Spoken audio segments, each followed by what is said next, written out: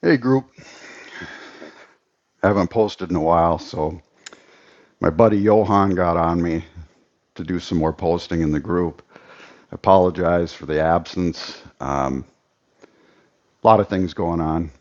You know, I help Primal Medical Group in my spare time, coaching guys, help them understand TRT, diet, supplements, training, things like that. I also work with all my own clients, and then myself, I've been ironing out a lot of old body issues from beating the crap out of myself with weights for years. So anyway, I was just making a meal, and I thought, here, I'll just make a post quick. Maybe it's some information that could help somebody out. I rotate carbohydrates. We understand that we need far less carbohydrates than we used to think. I mean, years ago, when I worked with some of the top bodybuilding coaches, they just pumped us full of carbs. You guys, it was stupid, and it led to some health issues as well, because they weren't even all like natural sources, even like pie filling, Gatorade, things like just when I knowing what I know now, looking back on that stuff, I just shake my head and think, oh my God, you know.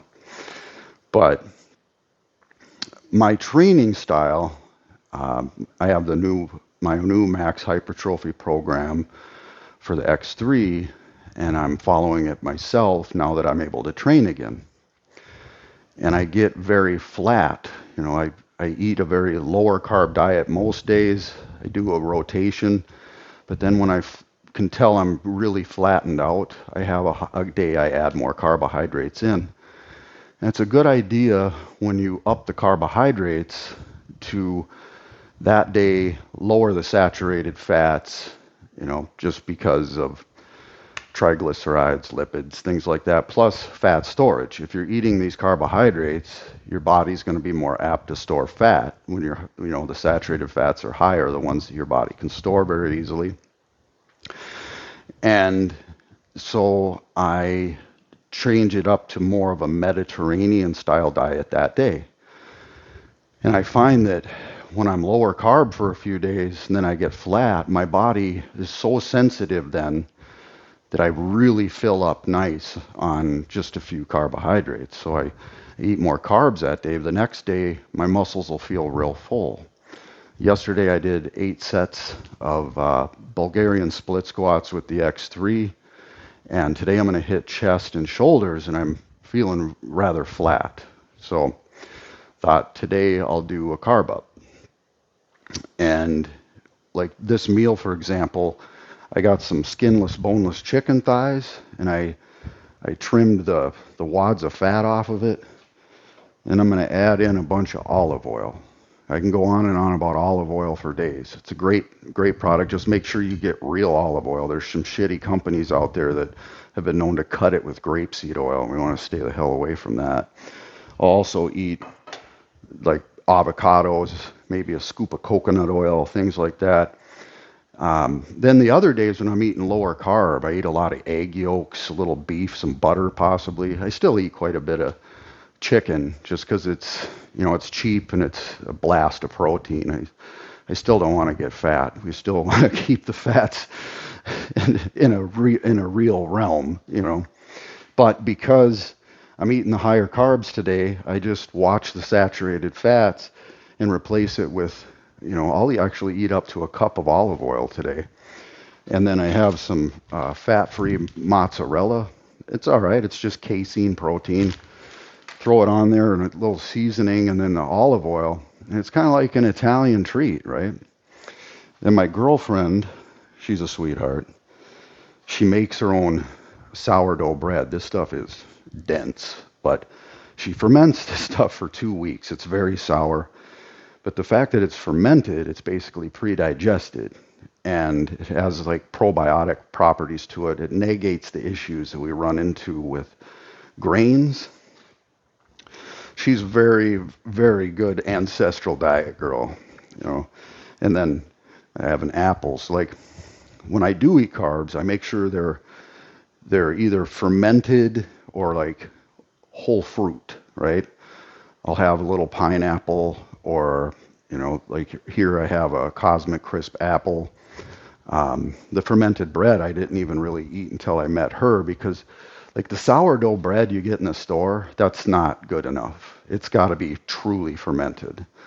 I've tried the sourdough bread in the store before, and that stuff, they must ferment it a little bit and then add more shit into it, because I can tell I get the inflammation of the skin, sometimes even a stuffy nose, and digestive issues.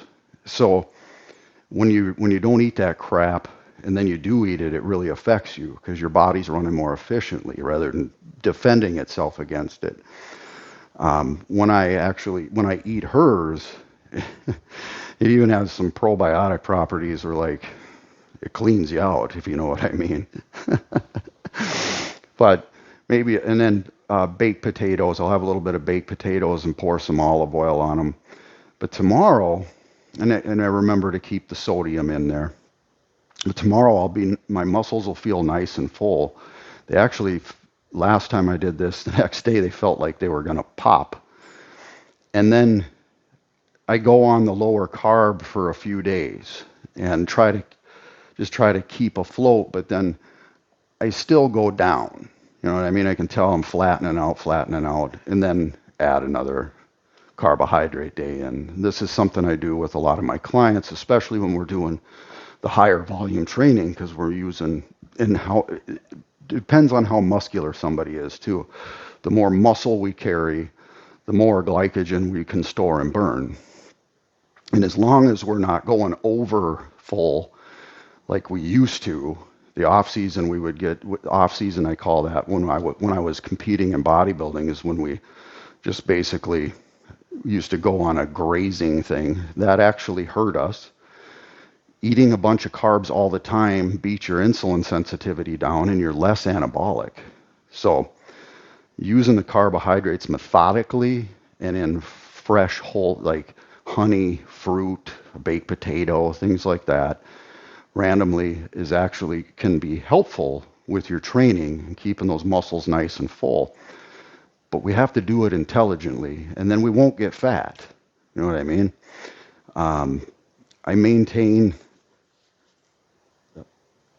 that certain level of leanness all the time. You know, I never really get fat because of the way I rotate this. All right. So I hope I helped somebody out with that, and I hope everybody's doing well. I'll do some more posts. Been doing a lot of posting on YouTube and stuff about blood work and TRT. Most of my clients, their blood work to me, we keep an eye on it and keep their hormones optimal.